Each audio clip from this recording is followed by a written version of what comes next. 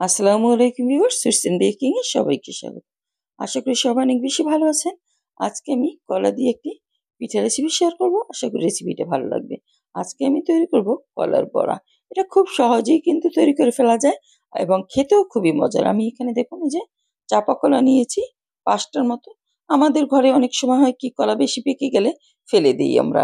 কিন্তু ফেলে না দিয়ে এরকম একটা পিঠা আমরা কিন্তু তৈরি করে নিতে পারি। কলাগুলি আমি ছুলে দিয়ে দিলাম। তারপর সুন্দরভাবে কলাটাকে চটকে নিতে হবে। হাত দিয়েও চটকাতে পারেন বা যার যেমন স্বাচ্ছন্দ্য বোধ হয় সেভাবেই কলাগুলিকে সুন্দরভাবে চটকে নিবেন যেন আস্ত কোনো দানা না থাকে এর ভিতরে। এই যে দেখুন এটা চটকানো হয়ে গেছে।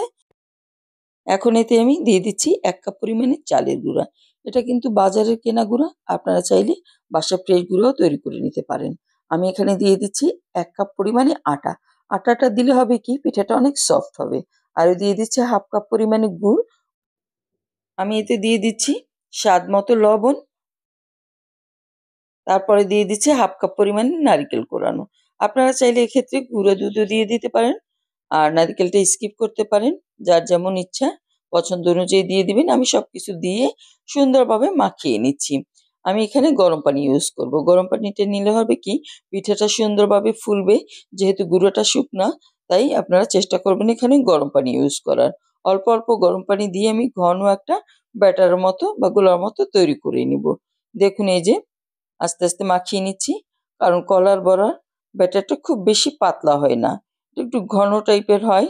এই যে এভাবে চটকে, চটকে নিতে হবে সুন্দরভাবে হাত দিয়ে যেন সবকিছুই সুন্দরভাবে মিশে যায়। আমি একটা শেপ দিয়ে একটু দেখিয়ে দিচ্ছি এরকমের হবে। এখন আমি চলে যাচ্ছি চুলায়।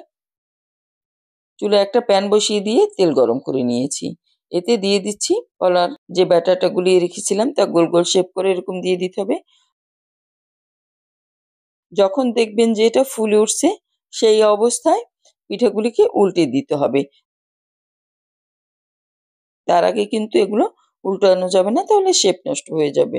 এই যে আর চুলার হিটটা খুব বেশি হাইতে দিয়ে রাখবেন না, মিডিয়াম হিটে এটা ভেজে নিবেন। সুন্দর একটা কালার আসা পর্যন্ত আমি ভাজবো। আর এর মধ্যে ভিতরটাও সুন্দরভাবে রান্না হয়ে যাবে। এই যে দেখুন সবগুলো ফুলে কিন্তু একদম গোল, গোল হয়ে গেছে। এই যে উল্টে পাল্টে এটা আমি মিডিয়াম হিটে ভেজে নিচ্ছি।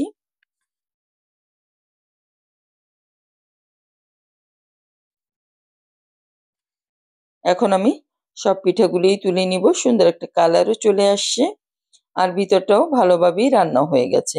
সবগুলো তুলে আমি একটা সার্ভিং ডিশে সার্ভ করে দিব।